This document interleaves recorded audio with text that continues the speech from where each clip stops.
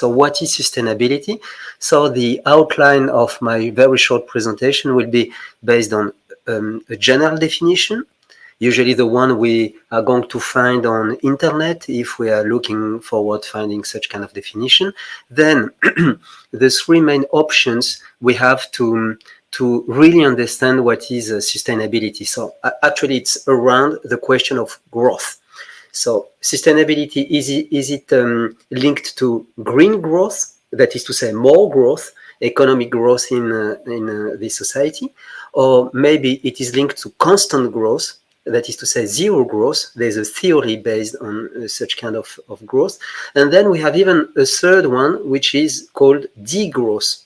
So the question is what kind of growth we should implement. So first, general definition of sustainability.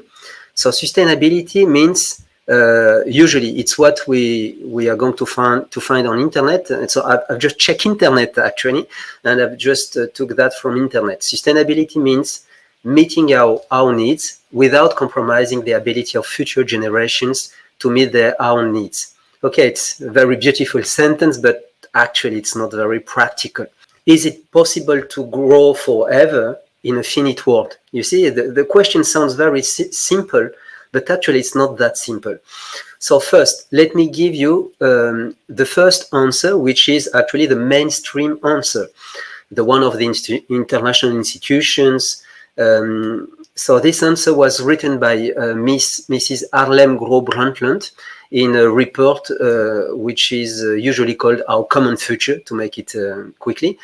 Or sometimes it is even called the Brundtland Report. Degrowth, it is the strongest of the strongest approaches of sustainability. So, and it's absolutely not mainstream, as you can imagine. It's a radical criticism to our mass consumer societies. Okay, so it's just like if we are talking about revolutionaries. You see, they want to just a revolution and to change the society and to build a society of degrowth. That does not mean exactly to decrease the GDP. I mean, GDP is going to decrease, but it's not the final objective. The final objective is to just change the society. A person living in a given country has not the same impact on natural resources as another one living in another country. So the problem is not the demography or the number of persons living on Earth. At one point, it's going to be a problem, but it is more like the envelope, industrial envelope, which is surrounding the persons. You see, an American driving a big car, living among factories, etc., is not the same as an African person living without any industries around him, without having a car. And so the impact on global warming and more generally on natural resources won't be the same. So the problem is not the human beings. The problem is the economic growth. So I'm the co-founder of Circulab. Circulab is an agency which was founded 10 years ago. And why do I work in?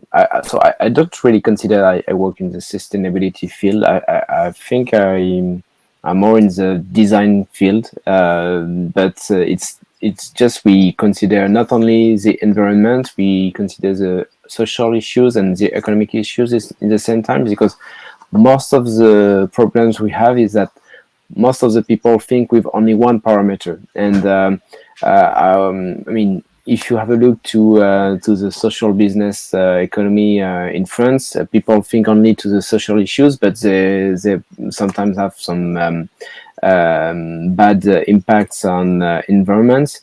So that's not always relevant. You have to think everything at the same time. So we really need to think in a very systemic way, and we don't do this too often, and that's why I think it's important.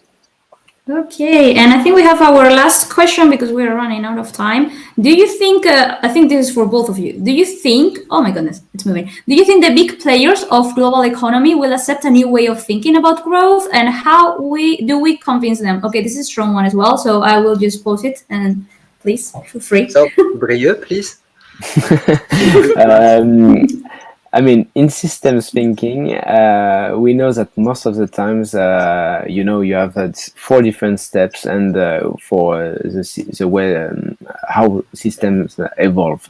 And I think the biggest systems collapse. I mean, the biggest elements of the systems collapse, and they reshare. I mean, all the elements of this bigger system are alive again, and so that means that I think that we don't have to convince them because it's impossible. Actually, we have to redesign a new system just next to the one we have today.